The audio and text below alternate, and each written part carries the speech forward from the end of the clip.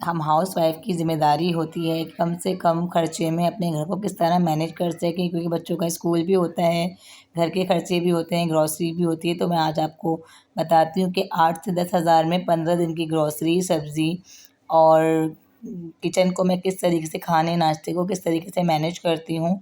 तो आपका आज जो व्लॉग है, मैं बजट मैनेजमेंट व्लॉग आप लोगों के लिए लेके आई हूँ। और अब की दफ़ा तो डबल खर्चा ही हो गया था, क्योंकि पहले ईद का खर्चा आया, फिर ग्रॉसरी ख़त्म, उसके अलावा जो है बच्चों के स्कूल भी शुरू हो गए, तो न्यू क्लासेस का आगाज़ भी हो गया, इसमें भी खर्चा हुआ। तो किस तरीके से मैंने मैनेज किया, तो आप लोग मेरी वीडियो एंड तक ज़रूर देखिएगा। और जिन्होंने मेरे चैनल को अब तक सब्सक्राइब नहीं किया है, तो मेरे चैनल को सब्सक्राइब करके आगे बढ़िएगा और बेल आइकन के बटन को ज़रूर प्रेस कर दिएगा, ताकि आने वाली तमाम वीडियोज़ आप तक आसानी से पहुँच सकें।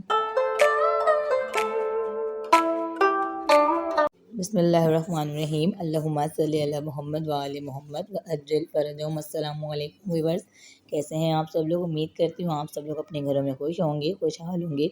अल्हम्दुलिल्लाह मैं भी बिल्कुल ठीक हूँ और खुश भी हूँ। जैसा कि मेरे घर में ग्रॉसरी ख़त्म हो गई थी, तो आज मुझे ग्रॉसरी भी लानी थी, और क्योंकि बच्चों के स्कूल शुरू हो गए तो स्कूल का भी कुछ खर्चा आ गया है। बीच में बुक्स हैं नई और कोर्स वगैरह सब नया आ रहा है। तो इसके अंदर मैं आपको ये बताती हूँ कि मैं किस तरीके से अपने 8 से 9 हज़ार के अंदर जो ये मेरा सौदा आ जाता है। इसके अंदर ग्रॉसरी के अंदर जो है मेरे बच्चों के अंदर नूडल्स वगैरह भी होते हैं, और जो है ना उसमें जो जैम वगैरह सबको मिलाकर मैं आराम से 15 दिन ईज़िली गुजार देती हूँ। उसमें नाश्ता भी आराम से हम घर के अंदर ही करते हैं, पराठे बनाकर। और उसके अंदर जो है ना, उसके अलावा घर के अंदर ही मतलब सब आराम से 8 हज़ार के अंदर हमारी बहुत अच्छी जो है आराम से गुजर जाता है महीना। तो ये है कि सब्ज़ी आ जाती है बीच में, गोश्त आ जाता है। उसके अलावा जो है 15 दिन आराम से हमारा जो राशन आता है चलता है। और ये आटे आपको दिखाती चलती हूँ कि हमारे एक आटा आता है चक्की का, जो बिल्कुल लाल और प्योर आटा होता है।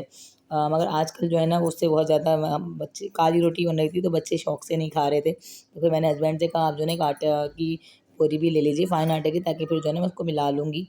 तो इस तरीके से ये होता है कि 10 किलो आटा हमारे घर में आराम से 15 दिन चल जाता है। तो खैर एक बोरी हम लोगों ने ले ली थी फाइन आटे की, और थोड़ा लाल आटा, मतलब 10 किलो का आटा आया हुआ था हमारे यहाँ लाल वाला, मेरे हस्बैंड ले आते हैं चक्की से। तो उसके अलावा जो है ना मैंने ये 10 किलो की एक और बोरी ले ली थी इससे फाइन आटे की। तो फिर उसके अंदर ये हो कि इन दोनों को मैंने मिक्स करा, तो फिर बेहतर रोटी बनने लगी थी, बिल्कुल काली नहीं बन रही थी, जिससे बच्चे भी खुश हो गए थे। और जो है ना इसी तरीके से मैं मैनेज करके जो है ना अपने घर को चलती हूँ, क्योंकि अब की दफ़ा डबल खर्चा ये हो गया। पहले ईद का खर्चा गुजरा, ईद में आने जाने के भी खर्चे होते हैं अलग से, ईदियाँ बाँटनी, उसके अलावा जो है ना फिर ग्रॉसरी ख़त्म हुई थी, उसका भी 8 हज़ार 9 हज़ार का खर्चा होता है हमारी ग्रॉसरी का 15 दिन का।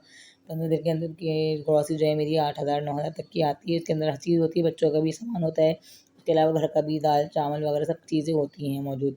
तो उसके अलावा जो है ना, और आप 2,000 रुपये उसके निकाल लीजिए गोश्त के या सब्ज़ी के, तो उसके अंदर हमारे गोश्त सब्ज़ी के भी निकल जाते हैं। मतलब 10 हज़ार का बजट है मेरा 15 दिन का, आराम से इसके अंदर मैं मैनेज बहुत अच्छे तरीके से, खाना घर के अंदर ही बनता है, बाहर से बहुत कम ही हमारे घर में आता है। तो इस तरीके से मैं मैनेज करके चलती हूँ, क्योंकि हस्बैंड को भी देखना होता है, वो भी बेचारे ज़ाहिर है इतनी मेहनत कर रहे होते हैं, तो फिर बचा के ही चलना पड़ता है, क्योंकि आगे भी खर्चे हैं और फिर कुछ हमें सेव भी करने होते हैं आगे बच्चों की ज़िंदगी के लिए। तो इसी तरीके से हम हाउस वाइफ ही हैं जो साथ देती हैं हस्बैंड का, और उनको हौसला देती हैं आगे बढ़ने का।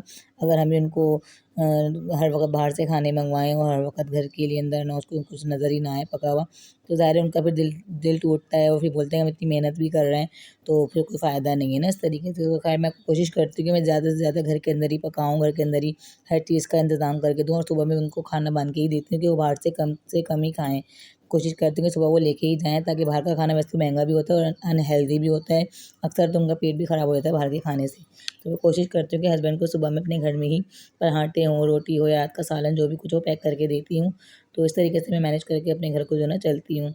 क्योंकि जो है ना तो सारे खर्चे तो बहुत ज़्यादा ही होते हैं, और हम लोग इसके अलावा भी कर लेते हैं। ये नहीं है कि अल्लाह अल्लाह ना करे कोई कमी है घर में, मगर ये है कि हम अभी से ही सँभाल के चलेंगे तो आगे ज़ाहिर है छोटे-छोटे बच्चे हैं उनके भी काम आता है। तो इसी तरीके से हर हाउसवाइफ़ को सोचना चाहिए अपने बच्चों के लिए, अपने हस्बैंड के लिए, कि वो भी ज़ाहिर है इतनी मेहनत कर रहे हैं, तो किसी काम के लिए ही कर रहे हैं। हम सब कुछ उनको मतलब लुटा देंगे, ख़त्म कर देंगे, तो कल उनके लिए क्या रह जाएगा। तो इसलिए मैं तो खैर बहुत सोच के चलती हूँ, तो कोशिश करती हूँ कि कम से कम में खर्चा। और खैर बच्चों के लिए जो है ना मैंने व्हाइट वाला आटा जो है ना गूँध लिया था, कि खाली व्हाइट फाइन आटा लिया था मैंने, क्योंकि इसके अंदर कोई लाल वाला आटा नहीं मिलाया था मैंने।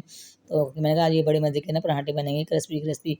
तो खैर अपने लिए फिर मैंने चाय निकाली थी, बाकी जो रात के जो बर्तन वगैरह होते हैं मैं रात को रख देती हूँ ऐसे ही। तो खैर वो जब पानी वगैरह निकल गया तो उसको भी मैंने सेट कर दिया था, कि सुबह मैं ये कोशिश करती हूँ कि जितने काम हाथ में करती रहूँ, तो ये होता है कि फिर दिन भर जो है ना सुकून से जो है ना गुजर जाता है।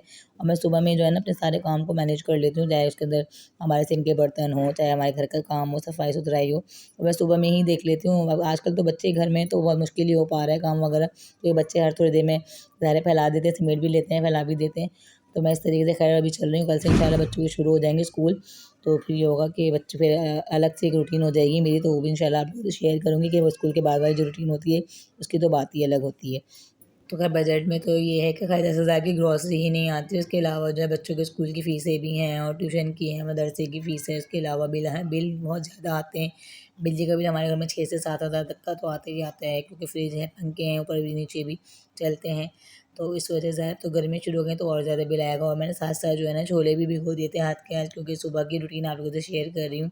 शाम में क्योंकि छोले बनेंगे रात के खाने में, तो मैं जो है ना सुबह में ही जो है ना सारे छोले वगैरह भिगो के रख दिए थे, ताकि जो है रात को मैं आज छोले अंडे बनाऊँगी या छोले चिकन बनाऊँगी, कुछ भी बना लूँगी। छोलों का सालन बच्चे बहुत शौक से खाते हैं, मेरे हस्बैंड भी और मैं भी बहुत शौक से ही खाती हूँ छोलों का सालन।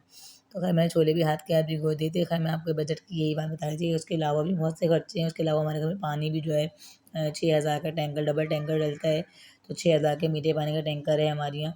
तो खैर बहुत ज़्यादा जो है ना देख के चलना पड़ता है हर चीज़ को। वो कमाते हैं, ये नहीं कि नहीं माशाल्लाह कमाइयाँ नहीं है, कमाते भी हैं, मगर ये है कि खर्च भी बहुत ज़्यादा देख के ही हम लोग करते हैं।